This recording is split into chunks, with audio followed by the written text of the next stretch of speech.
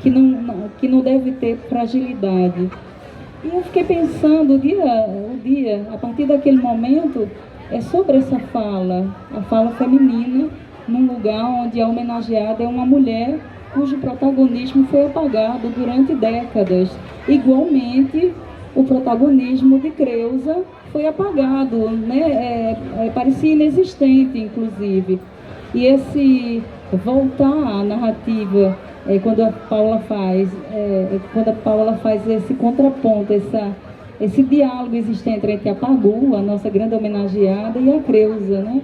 O quanto essas vidas, né, que sejam vividas e ficcionadas, mas que são vidas colocadas na ficção e na realidade, se entrecruzam, se dialogam nesse apagamento.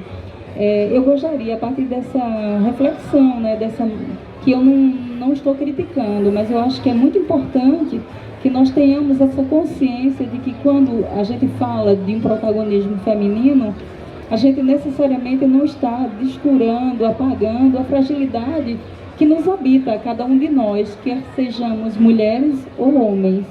Queria que vocês falassem sobre isso. Eu acredito que os incômodos, eles são muito positivos e eles têm sempre algo para nos contar, né? Se a gente olha para o incômodo, tem algo para nos contar. Não ensinar necessariamente, mas nos contar. Então, na hora que você, de alguma forma, também se incomoda, né, com esse comentário, desse incômodo dessa pessoa, é algo interessante para a gente trazer para a roda, né, literalmente, e pensar.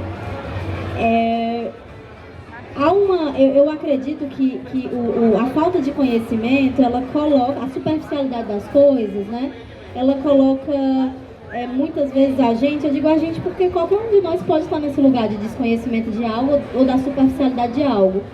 Coloca a gente num viés muito pequeno, né? E talvez um comentário desse esteja deslocado da realidade das coisas, né? De uma perspectiva histórica, de um aprofundamento histórico.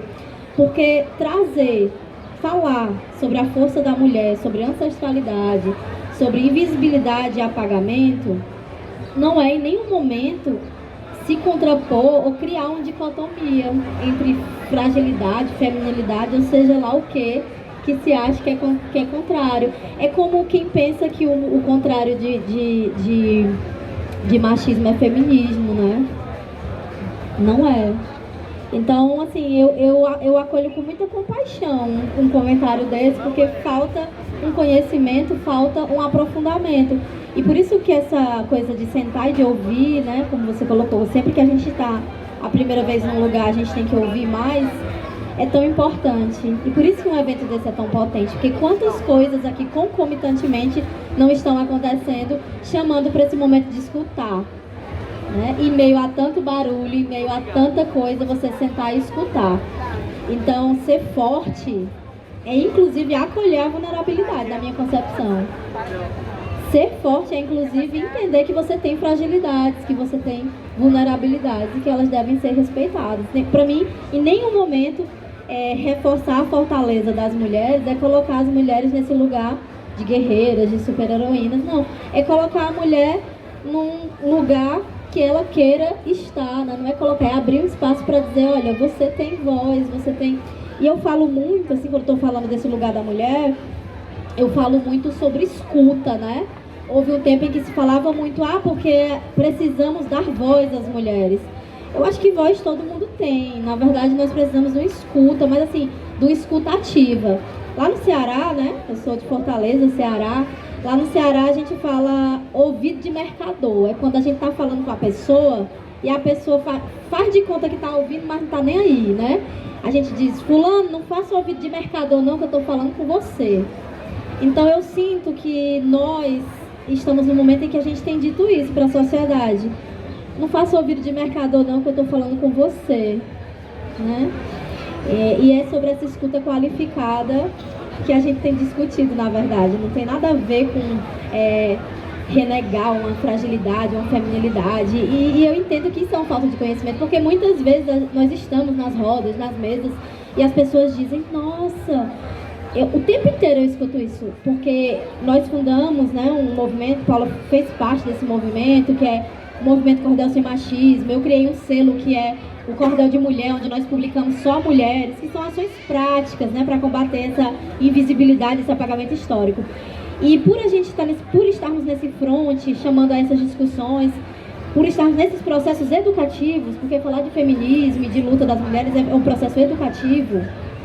A gente poderia estar conduzindo de outra forma, e a gente está chamando o tempo inteiro as pessoas para conversar, cria-se às vezes uma imagem de combate o tempo inteiro, né? Então o tempo inteiro eu escuto: nossa, mas você é uma feminista tão legal. Nossa, você é casada com um homem. Pois é, até gosto deles, assim, de vez em quando, né? Então, assim, falta sabe, eu fico falando brincando assim, mas eu acho que esse tipo de comentário vem de um lugar tão raso, sabe? Tão superficial, em que nada tem a ver uma coisa com a outra. Nada tem a ver uma coisa com a outra. Eu sou uma mulher feminista, acredito que o mundo seria muito melhor se as mulheres estivessem muito mais no front, né? Tem Salete Maria, que é uma grande referência para mim, uma baiana cordelista, que foi uma das primeiras mulheres cordelistas a encarar essa coisa do cordel feminista. E Salete Maria tem um cordel chamado Mulheres Fazem, que eu e a Paula declamamos num sarau que a gente tem. E tem um dos versos que ela diz: mulheres não fazem guerra, né? Mulheres fazem o mundo girar, fazem o globo girar. Então, eu acredito em tudo isso, mas nada disso me impede de gostar, de passar um batom de vermelho, de sorrir, de estar na mesa muitas vezes com pessoas que nos oprimem, para conversar e dizer: olha só como você tem oprimido aqui nessa sua situação.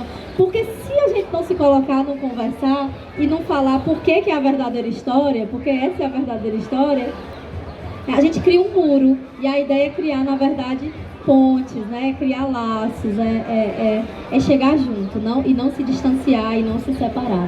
Não é sobre isso, né?